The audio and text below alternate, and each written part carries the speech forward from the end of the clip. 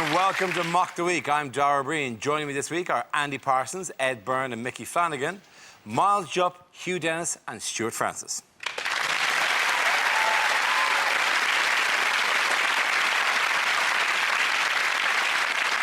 No, there's no Russell Howard tonight or for the next few weeks because he's off working on the next series of his show for BBC Three. But we start, as ever, with a round called Headliners.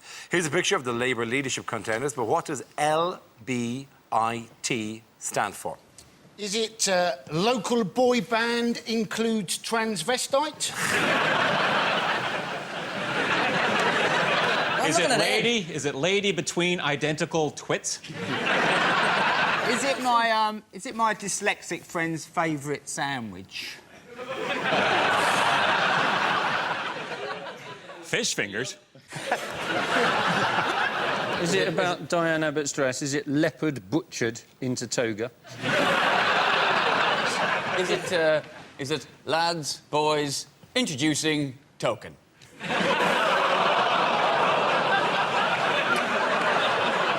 Politics there. Politics there. On a similar note, liking Blair is treason. On a funnier note, You've got to back it up now. is it, look, Barack initiated this.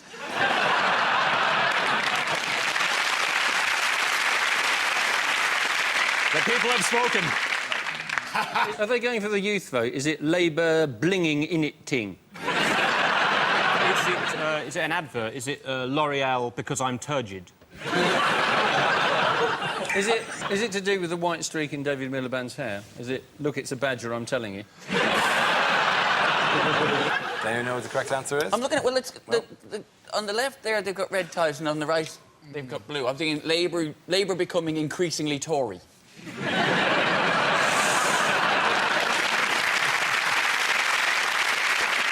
I've got this leadership battle is tightening. Yeah, absolutely. I'll give you that if you want to. Yeah, that's close enough. Well done, Micky Flanagan. That's close enough. The answer I was looking for was leadership battle increasingly tight. This is the news that the race to become the next Labour leader is going to be an extremely close call. As the contest enters its final week, the latest YouGov poll for the Sunday Times has put Ed Miliband ahead of his brother David, but only just Ed comes out on top. Only after voters' second preferences are considered, with David leading earlier on. But frankly, I could have substituted any of those names at any stage during that sentence for all you would have cared. One of them is going to win. Has the race grabbed you? No. It's frightening us in the East End because we've been here before when we've had two brothers trying to look for power. And it can get very nasty, I'm sure. It is a shame, though, isn't it? You've got two brothers fighting it out, and you're thinking you surely should do what, you know, parents do with brothers anyway. You should let them share it, and if they can't share it nicely, neither of them should have it. And there's only one thing that it should happen then. The Labour leadership should go to a charity shop.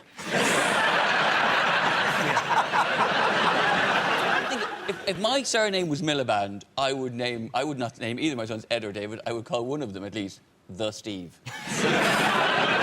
So they would be the Steve Miliband. If you were fighting your brother for something, wouldn't you? You would be tempted, if it all got down to being a bit dirty, you'd be tempted to go, well, I am the right man for the job, I've got the right answers on the economy, and what's more, out of the two of us, I wasn't the one aged 13 caught cracking one off to Buffy the Vampire. You wouldn't say that, though, would you? You'd be like, we need someone with leadership, we need someone with vision, someone who's going to take the bold decisions. You do not want someone who was 17 before he touched his first boob. I think we need much more. You wet the bed. But how has it become personal? It's all gone a bit nasty with one of the brothers saying that the other one was like Forrest Gump. Do you want to take a guess? He was very successful, though, wasn't he? Is the one on the right the one that looks more like Forrest Gump? Apparently, it was reported in the Telegraph the week, it's what's being said in David Miliband's camp that Ed is Forrest Gump. Now, whether it's the physical resemblance to Forrest Gump or his tendency to attend historic world events and not really know what's going on. Is it because he said in his conference speech, he said what Labour needs is Boba shrimp?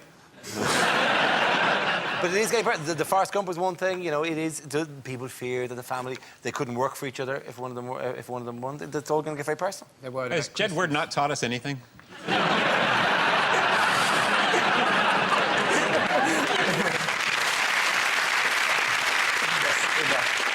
In that famous book, Jed wrote A Lesson from History. Seriously, but why? Seriously, Jed, why? They're strange. On behalf of the Irish nation, no, seriously, why? So, Ed's camp have been calling David a geek, haven't they? And Yes, he they has said, I'm not a geek, and I'll answer that question in a minute. I'm just playing World of Warcraft. Who's been lending their support to David Miliband? Patrick Stewart. Yeah. Now, if you want to kill any impression that you're a geek, don't get Captain Picard to be your most notable supporter. Like, You can just imagine Patrick Stewart coming out going, he's the candidate set to stun. I believe he will reduce the deficit at warp factor 3. It's not just him, though, is it? It's there's him, Ross Kemp. and there's Ross Kemp. Ross Kemp. Ross Kemp supporting David Miliband. Phil Mitchell's supporting the other one. We just hope that he's not giving. If Ross Kemp is giving them advice on how to get on again after their relationship has collapsed, you're in big trouble, aren't you? Well, I'll tell you how to do it, David. What you do is you sleep with his missus. You plan an armed robbery. Don't forget to shoot us. Remember, blood is thicker than water. You slag! Essentially, Why were you never in EastEnders? Me? Well, listen to my voice. I think... I don't know. Think of an episode where a landowner comes around. One of you, I don't know which, has been stealing my pheasants. could be a Christmas special, couldn't it? It's interesting you should say that, though, but if you look at Andy Burnham, right, Ed Balls and the Miliband brothers, they're all white male and middle class, you know, and basically you've even now got David Cameron last week saying that he was middle class. This is the man who's actually married to the daughter of a baronet, went to Eton and is a cousin of the Queen. You're thinking if he's middle class, most of us are halfway up a chimney going, just a little bit, just a little bit. Sadly, Ed Ball's biggest celebrity backer is me. I've always been behind Balls. I am now. Well, Ed Balls, you know, Ed Balls is most well known for being Gordon Brown's closest political ally. Yes. Good luck with that one, then. More chance of him becoming leader than, you know, a member of Hitler Youth becoming head of the Catholic Church. I know.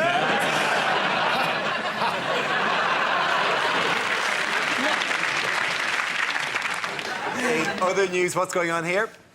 Is it the gay porn version of the Blair Witch Project? Is it a Paris Hilton sex tape directed by Ken Loach?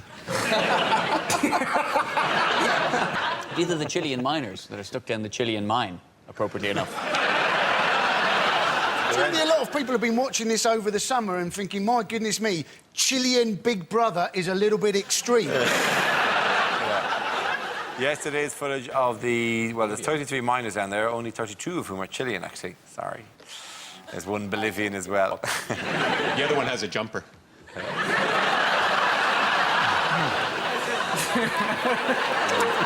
You're chilly. If one of your loved ones is down there, you can now get state aid in Chile. And apparently for one of the miners, he's had 4 women claiming to be his loved one. So he's now going to be nervous to come to the surface, isn't he? There we go, and you can come out, and you go, no, I'm staying down here. Not safer down here. Do you know the weirdest place they've received a message of support from? Joseph Fritzl's place? Not Fritzl's place.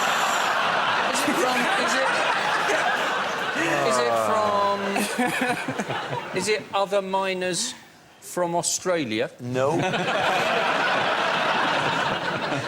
No, they dug through. Oh, hello. Hello.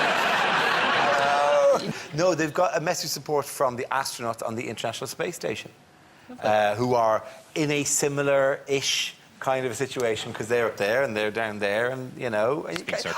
I don't know how far that friendship can go. When one are up and the other are down, if they all get together for a party and go, The thing is, as well, they're being sent cigarettes, they're having music sent down, films. They're having a better time than most people in Wetherspoons.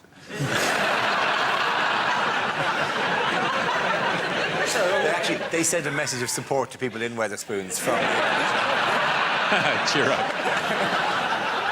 It is a serious issue, but they're in great discomfort, which I hardly think is going to be alleviated by the fact that they're being sent down things like a picture of Elvis.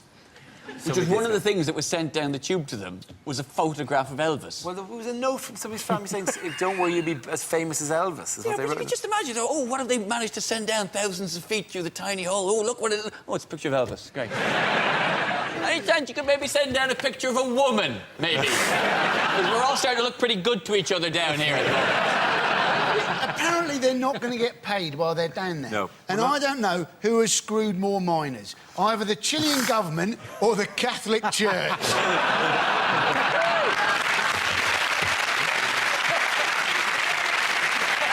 good. The points at the end of that round go to Miles, Hugh and Stewart.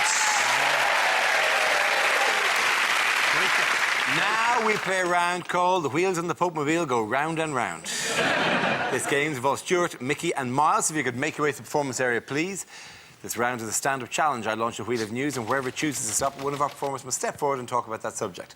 The winner is whoever I think is the funniest. OK, here we go. Let's spin the wheel for the first topic. The first subject is transport. Who wants to come in on that? Miles. Yes, transport, public transport. Why is public transport so horrendous? Well, the clue is in the question, isn't it? It's the public. You're horrific. I don't take public transport terribly often, but sometimes I do it for a dare. Some friends and I once had a competition to see who could stay for the longest on a night bus without vomiting.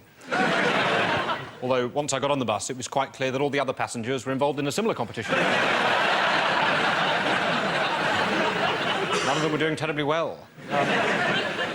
My seat had a sign next to it saying, "This seat is particularly appreciated by the elderly and infirm." Yeah, certainly smelt like it. Now, what a journey. Every time somebody pressed the stop button, it pinged. The oik sitting next to me stood up because he thought his McCain's microwavable chips were in.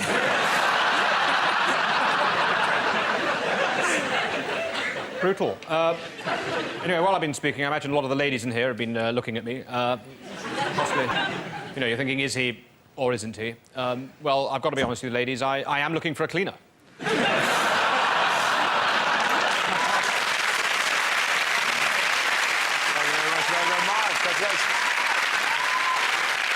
OK, let's spin the wheel again.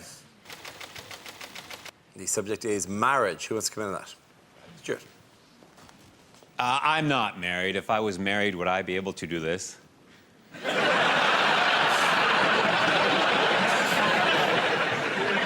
For that long? I am married. My wife and I met at a castanet class where we clicked. That's not entirely funny. No, we actually met in a museum, and the rest is history. 14 more. No, we actually met at a driving range where we hit it off.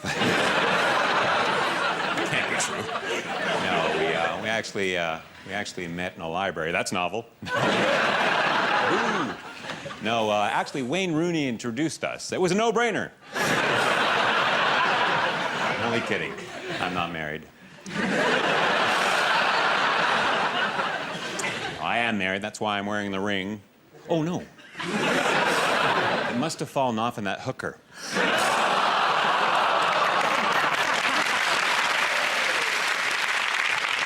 Anybody who's married knows what I'm talking about when I say this, that you really find out about someone after you marry them. Like, for example, my wife doesn't have a peanut allergy. No, it turns out she has a penis. That's it, she has a penis.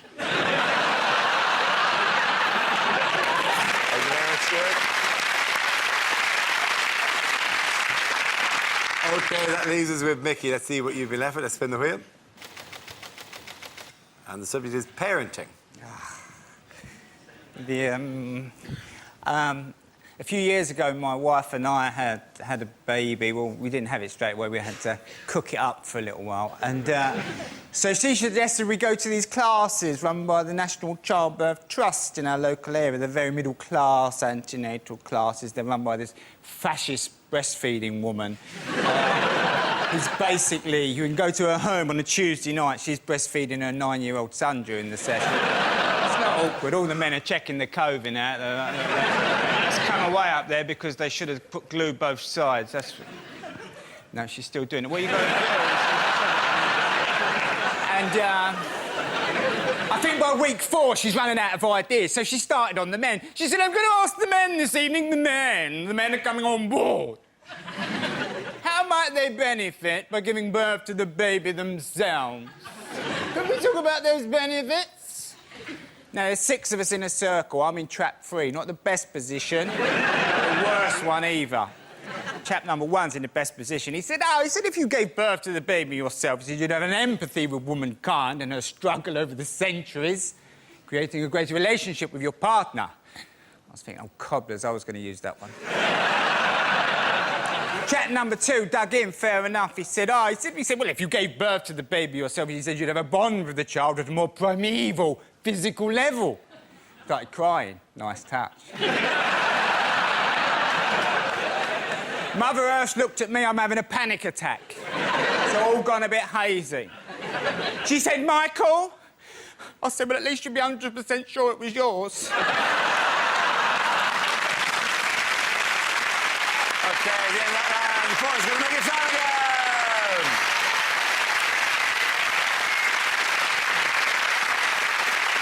Our next round is called If This Is the Answer, What Is the Question? On the board are 6 categories. Miles, which category would you like?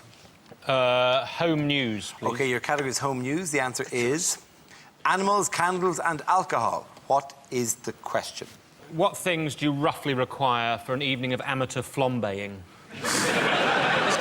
Is it what is a cracking night out in Weston-super-Mare? Is it describe Susan Boyle's birthday party? Is it her birthday? Come on. Is it what's Lady Gaga wearing this week? Is it what are the first 3 aisles in the Kazakhstan Lidl? What 3 things can you now fit up Ricky Hatton's nostrils? Yeah, you said that to him if you want. What are the only things that a young Conservative remembers about his initiation ceremony? Is it the chapter in Dara's book that details his honeymoon? Is it name 3 things you shouldn't put in a Buddhist? What is the most poorly named Earth, Wind and Fire tribute act? Is it the new Credit Crunch pizza at Pizza Express? And you got the right answer. Yeah, I think this is a part of a list of things that you're not allowed to take to the Pope's prayer meeting in Hyde Park. That's correct. Very good. Well done. Thank you very much, Hugh. Dennis. The question I was looking for was, what items are amongst those banned from the public events that Pope Benedict XVI will host during his visit to the UK? The items have been banned because they are considered to be a threat to others. The 4-day papal visit, which began today, is the first in 28 years and will see the Pope taking a whistle-stop tour of the UK, visiting Edinburgh, Glasgow, London and Birmingham. I love the fact that they're considered a threat to others, but Catholic priests are allowed in.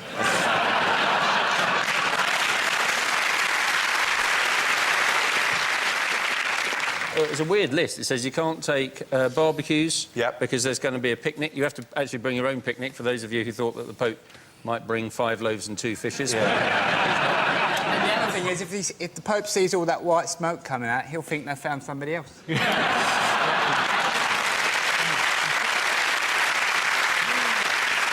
can't bring whistles. You can't. But it doesn't, you know, party wreckers, don't despair. You can take a vuvuzela.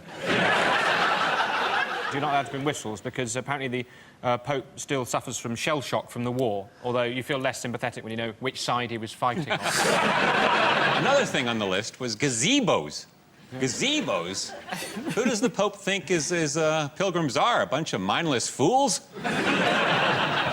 Well, he does look in that photograph like he might... I don't know if he's praying or whether he's saying, the man from Del Monte, he say yes. All we hear is... Where do you all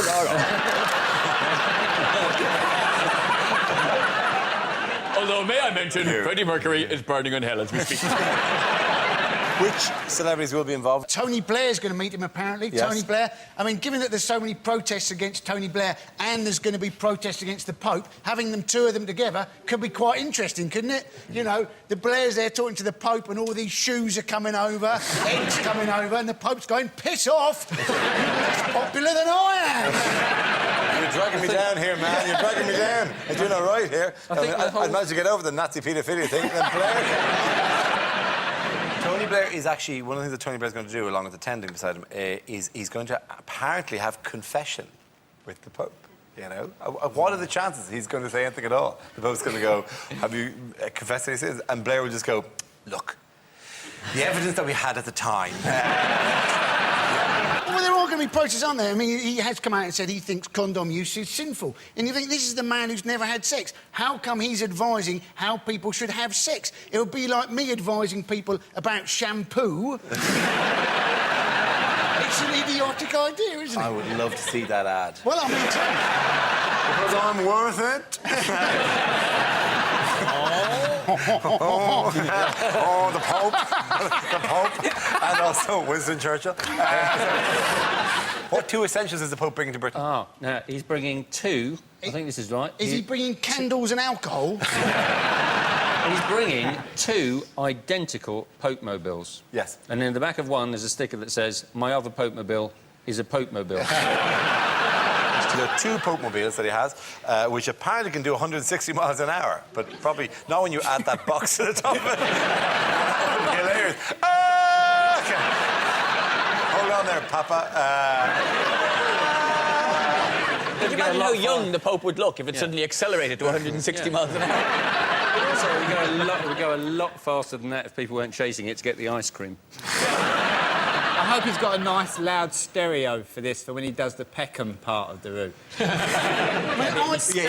It also does that rolling. It just basically There's a light comes on underneath. Yeah, what's happening, man? What merchandise on sale in conjunction with the Pope? I'm hoping it's the same lot as last time. Last time he came, there was unofficial merchandise. It was in the 80s, wasn't it? It came, and you could buy soap called Pope on a Rope. And there was a garden sprinkler system called Let Us Pray. The puns and keep going. Along with the tangent, because the Catholic Church loves a bit of merchandising. They you know, from relics down, they love a bit of merchandising. But this is the Benedictophone that you can record messages onto. What a lovely country. I haven't been here since the war. What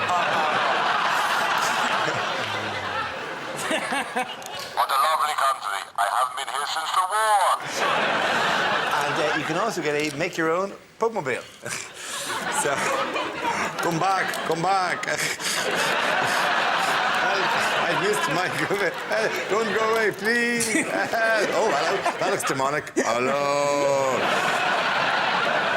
It is worth noting that when this gets broadcast, the Pope is actually in the country at the moment and maybe sitting in a hotel room after a long gig. Let's turn on the television. What's this? Ah, greetings in Papa.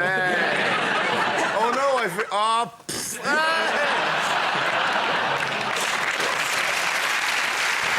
So the points go to Micky and Andy.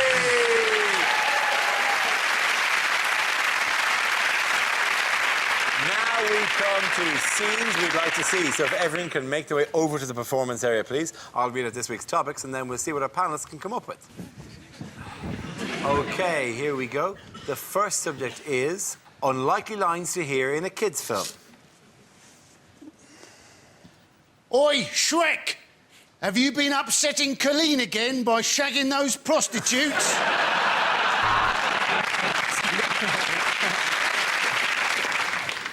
Garfield, what are you doing in that bin?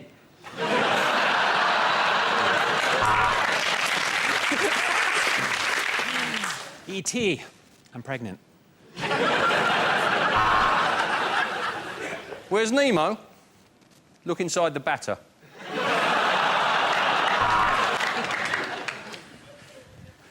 I'm terribly sorry. I'll just put my clothes back on. I thought you said chitty chitty gangbang.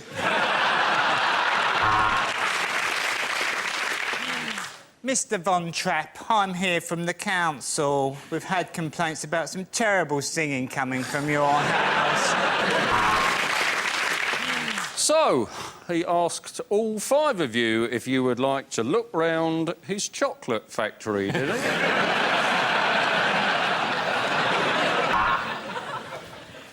Mary Poppins, I arrest you on suspicion of supercalifragilistic sex trafficking.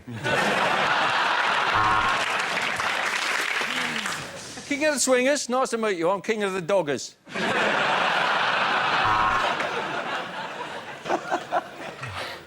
Wow, Nanny McPhee, that was not the Big Bang I was expecting. I am Bambi, son of a murdered mother, husband of an endangered doll. I will have my vengeance in this life or the next. OK, the next topic is things you wouldn't hear in a cookery show. No, that's definitely a poodle.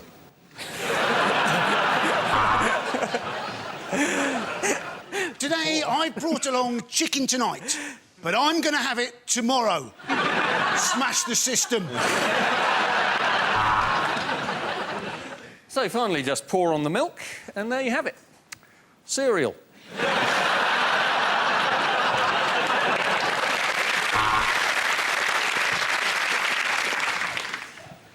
And remember, you must eat the brain to get their power.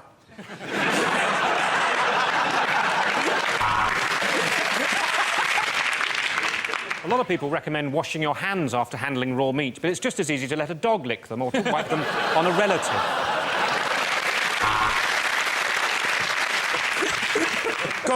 Golden, relax. We're doing a bit of dinner, mate. You're not sorting out the Middle East here. So just boil for 15 minutes, and if there's still life in her, she's a witch.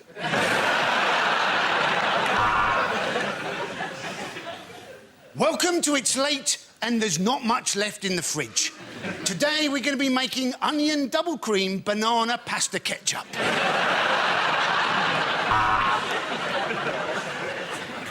The unique flavour of the sausages is from a recipe from my wife.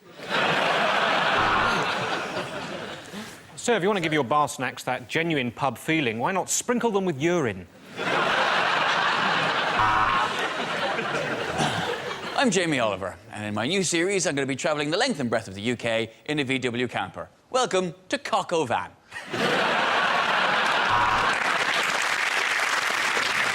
And believe me, these fried insect legs really are the bee's knees.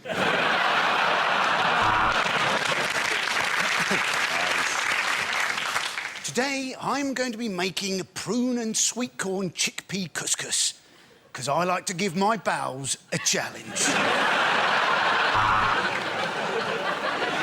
Next, the ginger pudding. Anthony Worrell Thompson, what are you going to be cooking for us tonight? So, I've been beating away for half an hour, but I'm just lonely. Let's get on with the cooking. The points go to Micky, Ed and Andy.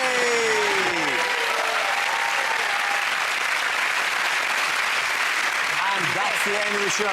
This week's winners are Miles Jupp, Hugh and Stewart Francis.